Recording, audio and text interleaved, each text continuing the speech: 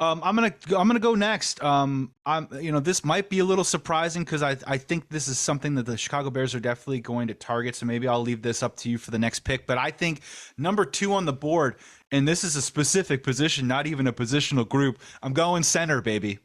Yep. And look, when we talk about the Chicago Bears' struggles offensively last year, we love to key in on Justin Fields. We love to key in on Luke Getsy. But Brendan, do you remember the days when our center can't even snap the ball? We had fundamental issues with our process pre-snap, whether it's Lucas Patrick or Cody Whitehair. We could not snap the ball to the quarterback that was playing at times. And I just think the way that they punted on the position the last couple of years, I definitely think it contributed to their 0-4 start to start this year. And I think it's something that they need to clean up post haste. So if you are Ryan Poles, Brendan, how are you attacking this right now? I mean, if you're pairing the rookie quarterback, are you thinking veteran center? Rookie quarterback, rookie center, you don't mind? Bring back Justin Fields, give me a veteran, give me a rookie center. How would you attack this if you're Ryan Poles? I would get a veteran center for sure. And I totally get being the second pick because the Bears don't have a center on the roster right now. Like Whitehair's gone. Patrick's a free agent. And Dan Feeney, who the Bears traded a 6th-round pick for, he's gone as well. So good, that's a great deal. Doug Kramer? The good news is, okay, yeah, Doug Kramer, I guess, technically. He's like their one center. He played in preseason. Great. No, the good news is there are a ton of free agent centers, most of which are actually pretty quality players. Guys like Andre James and Aaron Brewer, both of them had PFF grades in the 70s. Lucas Patrick, for reference, his was 50.5 in 2023, so not great. Both players would present a pretty good upgrade. I think Aaron Brewer is a ideal fit because of the fact that the Bears hired the Titans assistant offensive line coach and brought him to Chicago. There's familiarity with Nate Davis too. So he's somebody that you have some familiarity on the line playing with somebody you used to play with in the past. And I think having a veteran presence there who is tried and true can definitely help a rookie quarterback and get them acclimated because maybe not so much now, but in the past, like we probably just said, oh, you can find a center wherever. They're the ones touching the ball first. And they're the ones that have to get the ball out in a timely manner. Like you said, they have to have accurate snaps. God, remember when Dan Feeney came into the game, he didn't know the cadence and Justin Fields is yelling at him because they're getting delay of games and calling timeouts. Those are crucial plays. Yeah. I mean, really, like you can't just brush those off. So other guys we can mention, Mason Cole from the Steelers got released. He had a really bad 2023 season, but really good in 2022. Brian Allen, a local product from the Rams, he's kind of injured, but he could be a veteran presence too, coming from a winning program. So there's a lot of guys that the Bears are going to have options to get, and I think they get one of them for sure. Yeah, Evan Brown from the Seahawks because the Waldron connection, obviously, again, though, didn't grade out super well, though. I don't think that fixes the problem, and you're bringing up a really great point when we talk about the quarterback position, whether you're a rookie quarterback, whether you're someone that's trying to ascend like Justin Fields, or whether you're one of the more higher elite quarterbacks like a Joe Burrow, nothing kills the drive more than pre-snap penalties, things that kind of get you off your mark. And for a rookie quarterback to be able to call the protection from a center can be really, really crucial to kind of help usher him in on some of those pre-snap reads and calls early on in September and October when he's just trying to get his feet under him to hopefully let his skills come to the surface. So I think this is a crucial thing. Whatever the Chicago Bears decide to do, I think this is actually a crucial acquisition or something that they have to get filled in, whether it is Caleb Williams or Justin Fields, because it will help them out, early on in the season and hopefully for years to come. I have a quick question for you before we move on. Do you think there's any interest in the Bears bringing back Lucas Patrick as a reserve kind of guard center who can, fill in when needed? Because he does have a leadership presence on that team, and I think he's serviceable. Or do you think that's just completely gone? He's out of here for sure. Well, I think the money will be right, and I think it'll be there. I think they're going to probably sit and wait as long as they can into the summer. I think just from my perspective, when I get the opportunity to host Believe in Bears with former Bears defensive end Corey Wooten, Corey really believed that a lot of the Lucas Patrick love was tied to Luke Getsy. The familiarity there, the familiarity with the system, and if someone that can come in lockstep and be able to perform and play right away. Now, look, the performance just wasn't up to snuff. As many times as he tried to build up Tyson Bagent, you know what I mean? Whenever he was mic'd up, he looked like he was a fantastic teammate. Seems like he's a really good guy. I could see a backup situation. I mean, you want to have someone with some depth. You want to have someone that can at least come in and try and play as serviceable as possible. And, you know, Brendan, it reminds me of that old baseball analogy, too, as well, where, you know, you try and, you know, you bring a guy in from the bullpen to start a game and he twirls 4 or 5 great sparkling innings for you, but there's a shelf life. You know, these guys can't consistently do it in and out. So maybe in short spurts, Lucas Patrick can be an asset, but over the course of a long season, you don't really want that to be your solution. So I can buy that. I can wrap my head around that for sure. Again, dude needs to snap the ball. It sounds so silly, but it became so fundamental and became a real problem for the Chicago Bears, which was a real, you know, embarrassing endeavor. So I can wrap my head around that. You were up next, my friend. You were on the clock. Give us the third most important positional need for the Chicago Bears this offseason. All right, I'm going edge rusher. Now I know that the Bears have, they have Montez Sweat on one side, great trade, great extension. He was well worth the money as well as the trade. On the other side, though, not much. They have DeMarcus Walker still under contract. I think he's good as kind of that floater who can play inside and outside. He's not like a true edge rusher. He's good on run defense, but they need somebody who can also be a true pass rusher. They tried it with Yannick Ngakoue, didn't work. I doubt he's back in 2024. But it would be interesting to see if the Bears got somebody both in the draft and free agency. If they chose to not go wide receiver, guys like Dallas Turner from Alabama could be an option to play along Montez Sweat. Jared Verse is a popular name for Florida State, although a lot of people kind of mixed on him. Don't think he has that high of a ceiling. And then, of course, in free agency, there's been ties to guys like Daniil Hunter. AJ Epineza from Buffalo is a name that a lot of people are kind of linking to because Eric Washington is now the defensive coordinator who used to be the defensive line coach with the Bills. So they need somebody who can play alongside Montez Sweat and rotate in with DeMarcus Walker. I think Walker's an okay player. I was a little hesitant to give him the money last year because he only showed that he was a pass rushing specialist 1 year out of his career. Turns out that was a little bit of an aberration. So get somebody in free agency. I would love somebody like Hunter, but I can't see them paying 2 big veterans like that kind of money because they just have needs elsewhere. And I think they're going to try to they're going to want to get somebody younger to play alongside Sweat. I think that's my issue too, as well, where there are going to be some interesting names. We'll see if they get tagged in the coming days, especially by the time this runs on Thursday. But you're making your point. You're making my point for me, where you'd have Montez Sweat. Let's say in theory you sign Jalen Johnson. You're also paying Terrell Edmonds over $17 million. So that'd be 4 players on your defense making over $17 million annually. I mean, that does sound like the Chicago Bears way, but at the same time, if you are trying to look into ushering a new era at quarterback, or even you're looking to double down on Justin Fields, that just seems a little top heavy for me for a defense that continues to ascend. And maybe, those final pieces are more likely on the defense. On the offense than they should be on the defense. We've seen, if anyone checks out ESPN, one of the potential fits is that Jonathan Greenard from the Texans.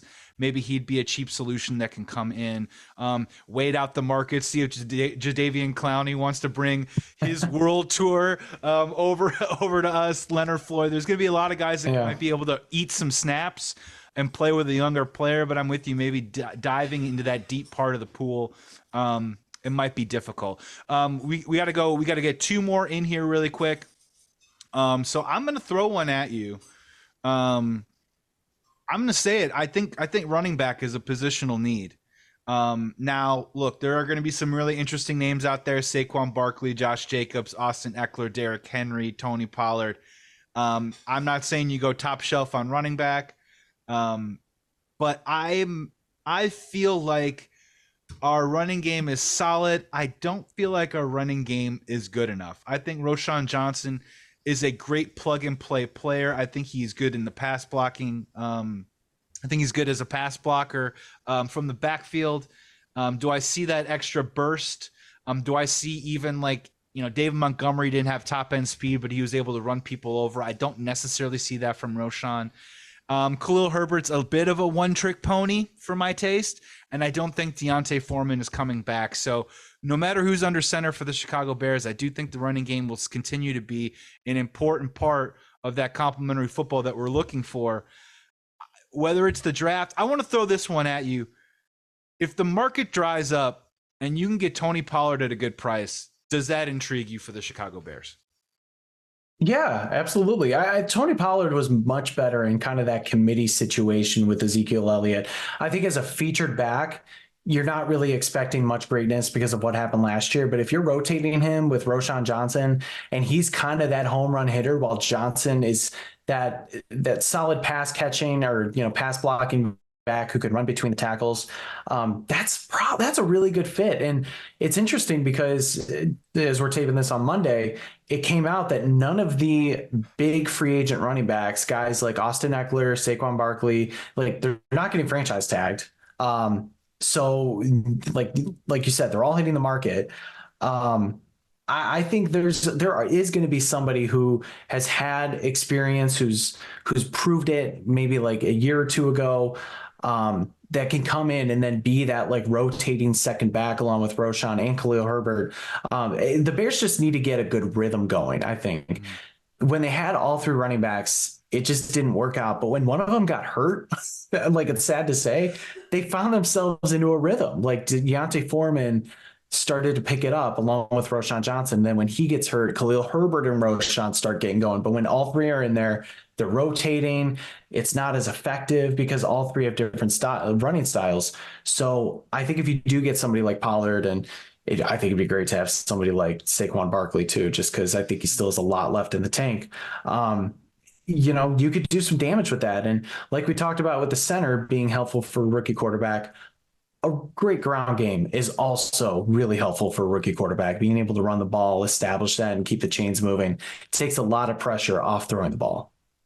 And to be very fair, for those that really want a pound in the table for Caleb Williams to be the Chicago Bears quarterback next year, of all of the teams out there that could probably stomach paying a running back $7, $8, $9 million a year for at least 2 years, it's probably a team with a rookie quarterback. And you want to try and give as much complementary pieces and a lot of different looks for a defense to take an eye on that don't involve necessarily keeping their eyes always on Caleb Williams. So it's just something to think about. And I just think that the running game does need to get better, whether it is Justin Fields, Caleb Williams, or quarterback C. You never know. Let's get out of here. Do you have any more positional needs out there? We've kind of covered some pretty good ground, but anything else on the board? Yeah, I'm shocked you didn't go with this one. Safety. I know, but my thing on this, and then I'm going to let you go, is that one, I do think, is there a world? I don't think Eddie Jackson's coming back. I know that there's been a couple of rumors of could you move Terrell Smith over to play safety. I do think that there are going to be some guys that can come in and play serviceable football at a pretty easy price, and they could always go for the draft. But I'm with you. Please go ahead. It is going to be important because Eddie Jackson, when healthy, that defense looked completely different with him out there.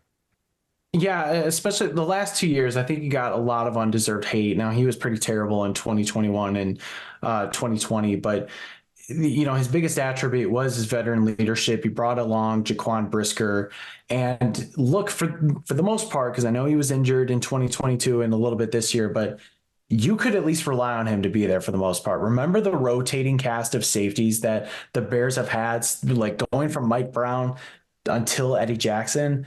Like, we don't want to get into that situation again. And right now your safeties are Jaquan Brisker and then Elijah Hicks. And as much as I want Elijah Hicks to flash, I loved him coming out of college. The dude sucks. So I don't trust him to be that starting safety. And you just don't want to get into a situation where, God, I think it was the 2021 season. where the Bears had like no corners besides Jalen Johnson. And you're like, is this really the team that we're fielding? And then they got torched by the Rams on week 1. You don't want to end up in a situation where you're starting somebody because you think you can rely on your front 7 to get it done. And then it turns out you have a complete liability in the backfield.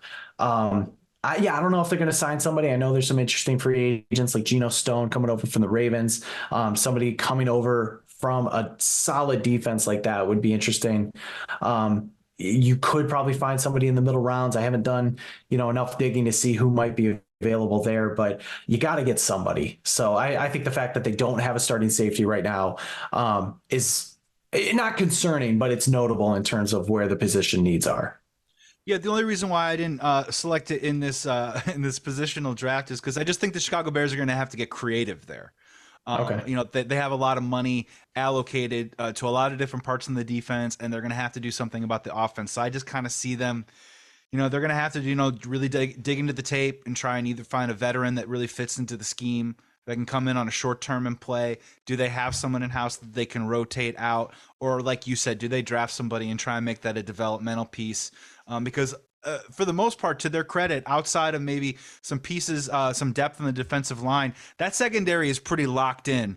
And we should feel really confident about that as Bears fans moving into next year. So if they get creative and bring someone in, that's kind of where I'm landing on that a little bit. Brendan Sugrue, man, so great. Thank you so much for coming on to Sports Talk Chicago. Such a pleasure, man. Please throw out your Twitter handle, and please let the good people that are listening and watching right now, give them an idea of how they can check out and follow your work over the next couple months, because you think Peter King threw a chaos bomb out there on his way out, Monday Morning Quarterback. There's more chaos coming for the Chicago Bears. Yes, there is. It's going to be a fun time. You can follow me on Twitter at Brendan Sugrue. That's SUGRUE. Make sure you check out my work as well as all of our staff writers at BearsWire at BearsWire.com. There's daily articles, tons of them going up, and we'll keep you covered on the latest news and happenings around the NFL with the Bears.